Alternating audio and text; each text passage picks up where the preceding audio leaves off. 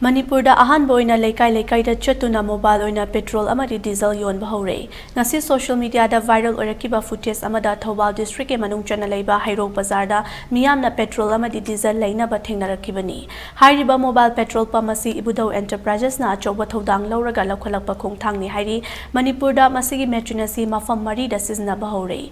Tha ahumgi mamangdagi chalaiba horakibani miyamna lambi lamkhangda natraga yumda thau haningba taragasu masigi toll free number 1800-889-1453 da call tawraga lawba yagani hairi. Thaugi mamalsu petrol pump singda piriba mamal aduga chap managani hairi.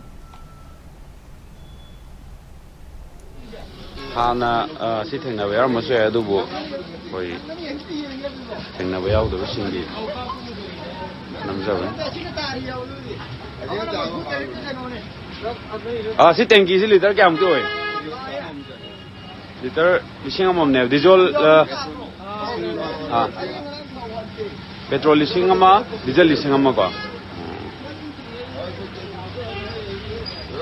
jam nuai ba ne si outar ai si litan mong thong ko ba ko me am han machine kya mulai ise Manipur da